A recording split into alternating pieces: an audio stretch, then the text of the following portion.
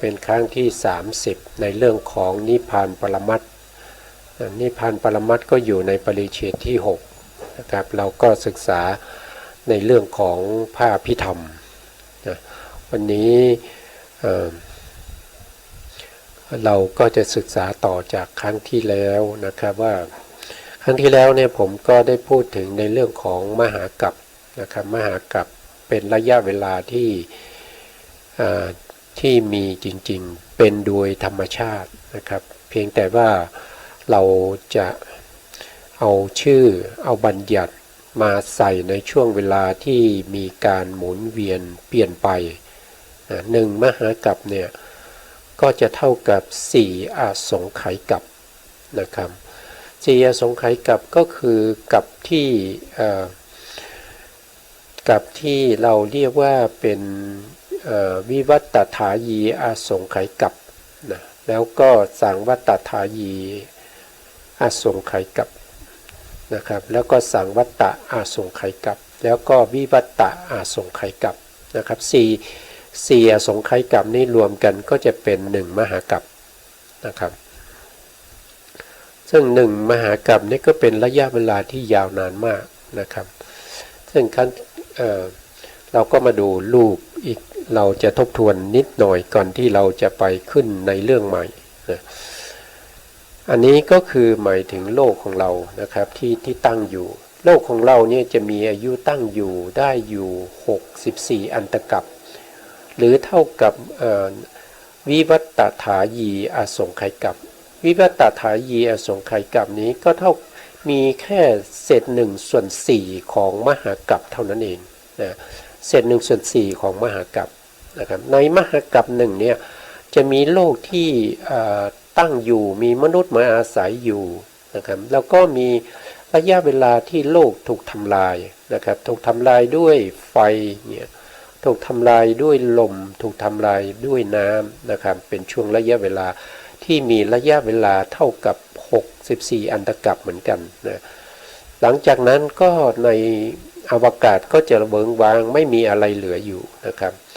ไม่มีอะไรเหลืออยู่เวิ้งว้างอย่างนั้นอยู่ถึง64อันตกัปนะ64อันตกัปที่เวิ้งว้างไม่มีอะไรอยู่เนี่ยเราก็จะเรียกว่าเป็นสังวัตตถายีอาสงไขยกัปนะพอครบ64อันตกัปแล้วหรือว่าครบสังวัตตถายีอาสงไขยกัปแล้วนี้ก็จะมีการเริ่มสร้างขึ้นนะครับเริ่มมีการตั้งขึ้นนะครับจักรวาลที่ถูกทำลายไปก็จะเริ่มสร้างตัวเริ่มตั้งขึ้นมานะครับ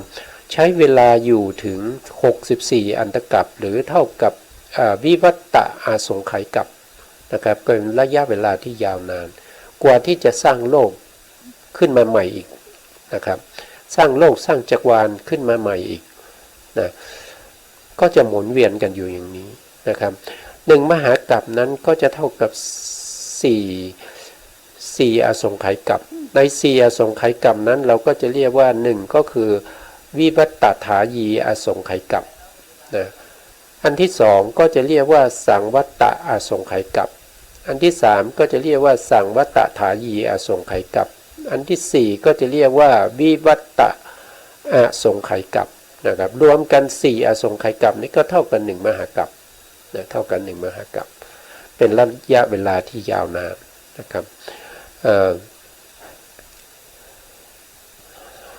ถ้าว่าโดยกัปเนี่ยนะครับถ้าว่าโดยกัปเนี่ยก็จะมีอยู่4อย่างนะครับถ้าพูดถึงกัปปุ๊บเนี่ยเราจะต้องเข้าใจว่าเขาพูดด้วยกัปที่เป็นอะไรนะครับอย่างเช่น1ก็คืออายุกัปอายุกัปก็คือ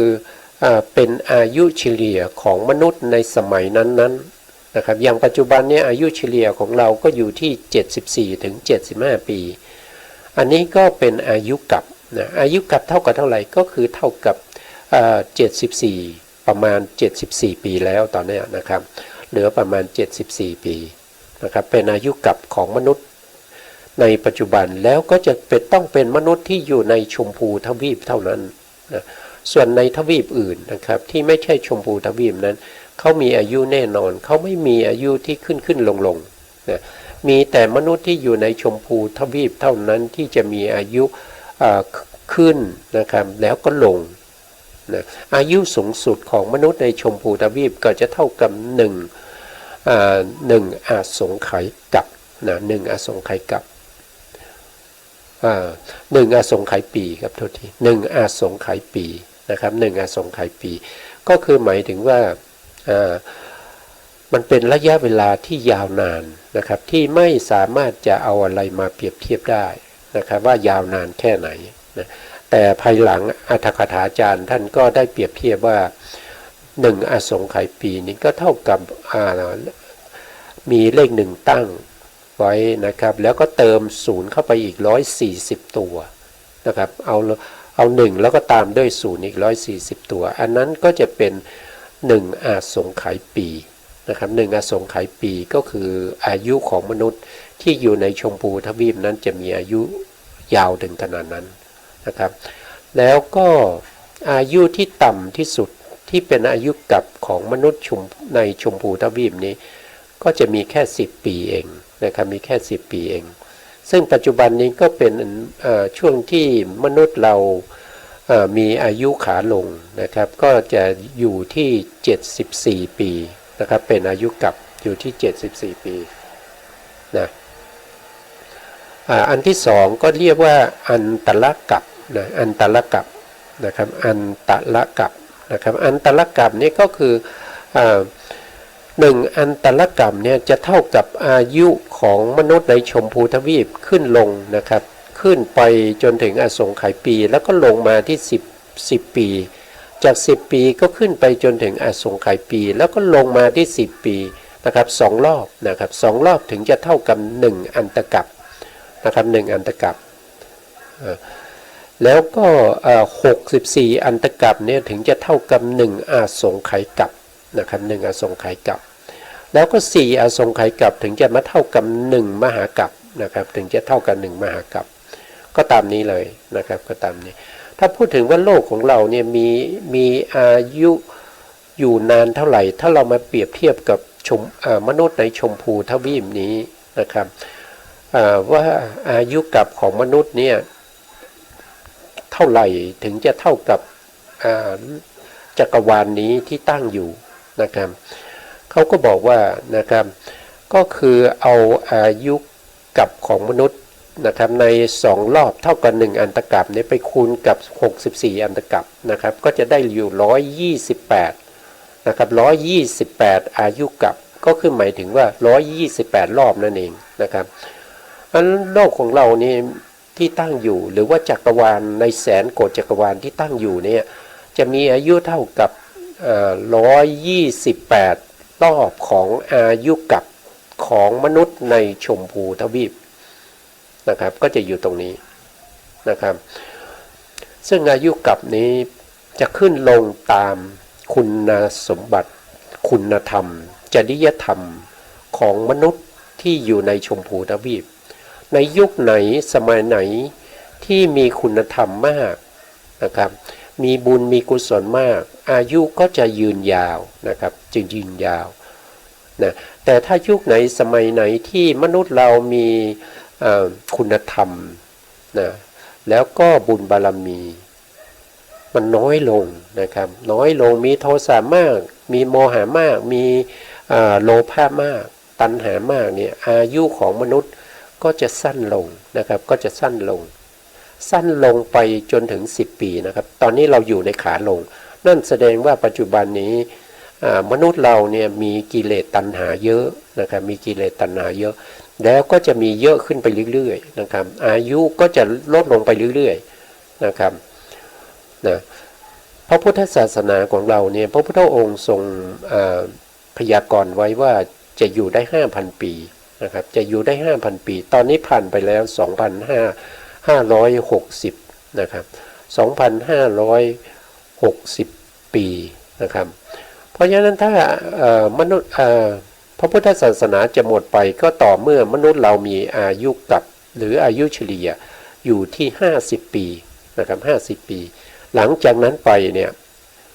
พระพุทธศาสนาก็ไม่มีใครรู้จัก นะครับไม่มีใครรู้จักว่าพุทโธคืออะไรก็ไม่เคยได้ยินนะตั้งแต่ตรงนั้นไปจะไม่มีเคยได้ยินนะจะไม่มีใครมาพูดในเรื่องของศีลเรื่องของทานนะครับไม่มีนะครับไม่มีแต่จะแย่งชิงกันนะครับมีแต่จะปล้นจี้ฆ่าสัตว์ลักทรัพย์นะครับประพฤติผิดในกรรมมากขึ้นเรื่อยๆนะอันนั้นก็จะมีอายุลดลงไปเรื่อยๆนะครับอายุกัดก็จะลดลงไปเรื่อยๆนะครับที่เราพูดกันไปเมื่อวานที่คุณอาทิตย์มาก็ได้พูดในเรื่องนี้นะครับก็น่าจะผมก็พูดหลายครั้งนะครับแต่ผมไม่ได้นำรูปมาให้ดูนะครับการที่ไม่ได้ดูรูปนี้อาจจะไม่เข้าใจนะครับแต่ถ้าเราดูรูปนี้แล้วก็น่าจะพอเข้าใจได้บ้างนะครับเข้าใจได้บ้างอย่างน้อยๆเราก็รู้แล้วว่า1มหากรัมเนี่ยเท่ากับ4อสงไขยกัปใช่ไหมครับเท่ากับ4อสงไขยกัปแล้วก็1อสงไขยกัปเนี่ยก็จะเท่ากับ64อันตกัปนะ64อันตกัปแล้ว1อันตกัปก็เท่ากับอายุของมนุษย์ในชมพูทวีป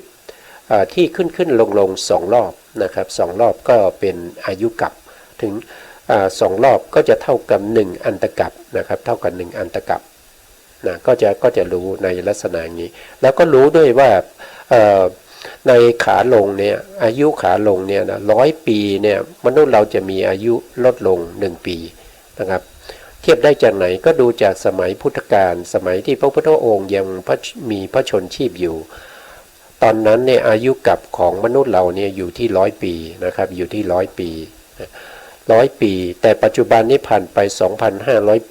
2,500 ปีอายุของเราลดไป25 ปีนะครับก็เหลือที่75นะครับหรือ74กว่าถึง75นะครับนั่นก็เป็นแสดงถึงระยะเวลานะครับ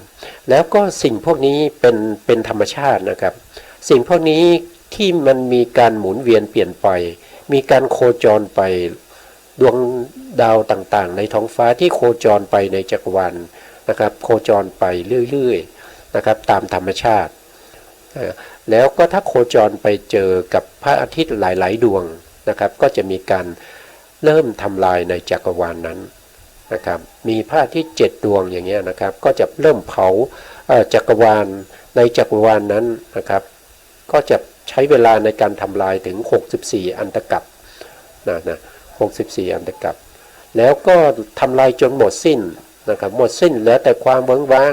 จะมีความเวิ้งว้างอยู่อย่างนั้นอีก64อันตกัปแล้วหลังจากนั้นก็จะเริ่มมีการก่อตั้งขึ้นมาใหม่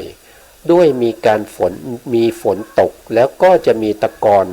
ต่างๆที่มากับน้ำฝนนะครับฝนมาตกในทั่วแสนโกฏจักรวาลมีตะกอนมันตกก็จะรวมตะกอนทั้งหลายก็จะรวมกันนะครับรวมกันก็จะสร้างเป็นโลกขึ้นมาใหม่อีก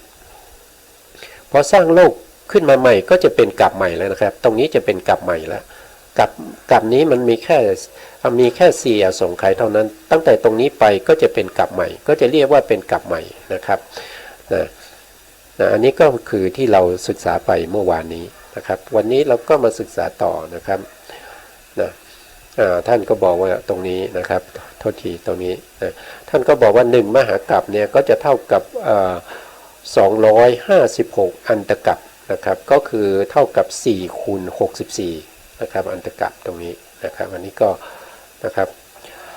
ทีนี้เราก็มาดูในส่วนที่เป็นจักรวาลนะครับ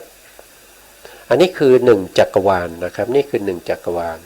ใน1จักรวาลนี้ก็จะประกอบด้วยอะไรนะครับก็จะประกอบด้วยแกนกลางนะครับแกนกลางก็จะเป็นภูเขาสิเนรุนะครับภูเขาสิเนรุเนี่ยอยู่แกนกลางของจักรวาลใดจักรวาล1เนี่ยจะมีแกนกลางอยู่นะครับนั่นก็คือจะเป็นภูเขาสิเนรุที่ตั้งอยู่กลางจักรวาลนะครับในการจักรวาลนี้ก็จะมี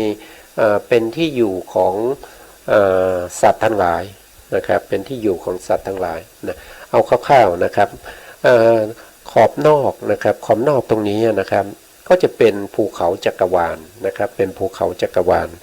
นะซึ่งภูเขาจักรวาลนี้ก็จะล้อมรอบ นะครับในหนึ่งจักรวาลนี้ก็จะล้อมรอบอยู่นะครับล้อมรอบอยู่อันนี้เป็นภาพที่เราตัดผ่ากลางนะครับผ่าซีกนะครับของจักรวาลนะครับเรามาดูตรงนี้ก็จะตรงนี้เดียวนะครับอันนี้คือแกนกลางของจักรวาลนะครับตรงนี้คือแกนกลางของจักรวาลผมเขียนรูปขึ้นมานะครับก็เป็นอะไรก็เป็นภูเขาซิเนรุนะครับภูเขาซิเนรุก็คือตรงนี้นะครับคือตรงนี้นะ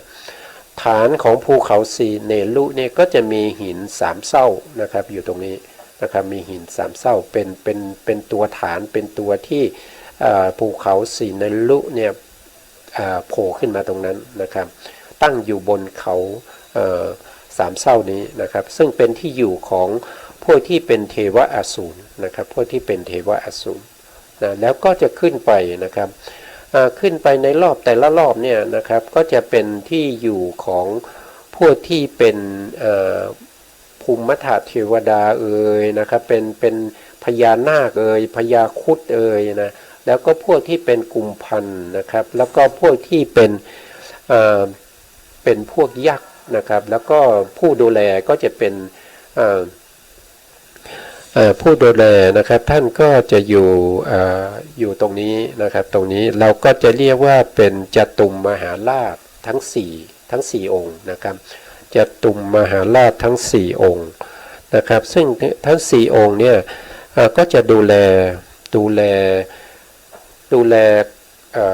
เขาซิเนรุนะครับช่วงแรกนะครับช่วงล่างนะครับซึ่งเขาซิเนรุเนี่ยผู้ที่ดูแลอยู่นะครับเท้า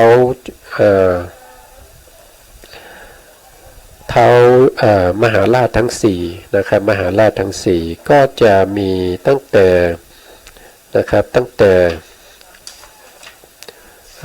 เดี๋ยวผมดูเอกสารนิดหน่อยนะครับก็จะมีทางด้านตะวันออกนะครับทางด้านตะวันออกถ้าเราดูรูปนี้เดี๋ยวผมรูปนี้ขึ้นมาให้ดูนะครับดูตรงนี้ไปก่อนดีกว่านะครับมีแกนกลางอยู่ตรงนี้เรียกว่าเป็นภูเขาซิเนรุนะครับแล้วก็มีภูเขาที่เรียกว่าภูเขาจักรวาลนะครับก็จะอยู่รอบๆนี้นะครับก็คือตัวนี้นะครับตัวนี้กับตัวนี้กันนะครับเขาจะเป็นขอบเขตของจักรวาลหนึ่งนะครับจักรวาลหนึ่งนะครับแล้วก็จะมีภูเขาซ้อนๆกันอยู่ถึง7 ชั้นนะครับชั้นต่อไปนะครับชั้นต่อไปก็จะเรียกว่าเป็นอัสสกันนะบรรพตนะครับอันนี้ก็เป็นภูเขาที่ซ้อนเข้ามาอีกชั้นหนึ่งนะครับในจักรวาลนี้นะแล้วก็มีภูเขาอีกภูเขาหนึ่งนะครับภูเขาที่3ก็จะเรียกว่าวินัตตกะบรรพตนะครับก็จะอยู่ตรงนี้นะครับก็ซ้อนเข้าไปนะแล้วก็จะมีภูเขาซ้อนเข้ามาอีกนะครับอันนี้ก็เป็นเนมิทรบรรพตนะครับสีเขียวนะครับสีเขียวนี้นะครับก็จะมีเข้ามาเท่าไหร่แล้วนะครับมีภูเขาจักรวาล1นะครับแล้วก็มีอัสสกันนะแล้วก็มีวินัตตกะนะครับแล้วก็มีเนมิทรนะครับเนมิทรอีกนะครับแล้วก็ต่อไปอีกครับก็จะมีสุทัศนะภูเขาสุทัศนะนะครับก็ซ้อนเข้ามาอีกนะแล้วก็มีอีกครับมีวิกะบรรพตนะครับวิกะบรรพตสีแดงนี่นะครับแล้วก็ยังมีอีกนะครับมีอิสธรนะครับอิสธรบรรพตนะครับแล้วก็ยังอิสธรบรรพตนี่เป็นชั้นที่อยู่ใกล้กับภูเขาซิเนรุนะครับก็คือตรงนี้นะครับตรงนี้นะในอันนี้คือภาพที่เรามองจากด้านบนลงมานะครับก็จะเห็นเป็นอย่างนี้นะแล้วเราก็แล้วยังมีอีกอันหนึ่งนะครับที่อยู่ใกล้ภูเขาซิเนรุก็จะเป็นยุคคันธรโทษทีนะครับอันนี้เป็นยุคคันธรนะครับยุคคันธรภูเขาที่ชื่อว่ายุคคันธรนะครับก็จะอยู่ชั้นในสุดนะแล้วก็จะมีมนุษย์อยู่ในทวีปนะครับทวีปก็จะอยู่ระหว่างภูเขาที่เป็นภูเขาจักรวาลนะครับเพิ่งเป็นขอบเขต อันสุดท้ายเป็นภูเขาที่กั้นอยู่นะครับระหว่างภูเขาจักรวาลกับอาสะกันนะบรรพตนะครับก็จะมีทวีปนะครับก็จะมีทวีปอยู่นะครับทวีปที่อยู่ทางด้านตะวันออกของภูเขาสิเนรุนะตรงนี้นะตรงนี้เนี่ยก็จะเรียกว่าเป็นบุพวิเทหทวีปนะมีอายุมนุษย์ที่อยู่ในนี้นะครับเขามีอายุแน่นอนเขาไม่มีการขึ้นลงนะอายุเขาจะได้เท่ากับ700 ปีนะครับ700 ปีนี่เป็นอายุกับของมนุษย์ที่อยู่ในบุพวิเทหทวีปนะครับบุพวิเทหทวีปจะมีอายุกับอยู่ที่700 ปีอยู่ทางทิศตะวันออกของเขาสิเนรุนะครับแล้วก็ทางทิศตะวันออกเนี่ยก็จะมีท้าวมหาราชนะครับที่ดูแลนะครับก็จะมีชื่อว่าท้าวทัตตลัทธะนะครับทัตตลัทธะนะครับอยู่ทางทิศตะวันออกนะครับอยู่ทางทิศตะวันออกก็จะมีเทวดาที่เราเรียกว่าเป็นคันธพะเทวดานะครับก็จะอยู่ทางทิศตะวันออกนี้ดูแลด้วยท้าวทัตตลัทธะนะครับซึ่งเป็นจตุมมหาราชองค์หนึ่งนะครับซึ่งมีอยู่4 องค์นะครับที่จะดูแลในเขาในภูเขาสิเนรุนี้นะส่วนทวีปที่2นะครับทวีปที่2ก็จะอยู่ทางด้านใต้นะครับอยู่ทางทิศใต้ของภูเขาสิเนรุนะครับก็เราก็จะเรียกว่าเป็นชมพูทวีปนะชมพูทวีปมีอายุไม่แน่นอนนะครับตรงนี้มีอายุไม่แน่นอนปัจจุบันก็จะมีอายุอยู่ที่ผมพูดอายุกับนะครับอายุกับอยู่ที่75 ปี75 ปีอยู่ทางทิศใต้นะครับอยู่ทางทิศใต้นะครับก็จะมีท้าวมหาราชที่ดูแลทางทิศใต้เนี่ยก็จะมีพวกที่เป็นพญานาคนะครับจะอยู่แถวๆนี้นะครับด้านทิศใต้เนี่ยท้าวที่ดูแลนะครับเทวดาที่ดูแลก็จะชื่อว่าท้าววิรูหกะนะครับท้าววิรูหกะดูแลทางทิศใต้นะครับโดยปกครองพวกที่เป็นพญานาคนะปกครองพวกที่เป็นพญานาคนะครับส่วนทางทิศ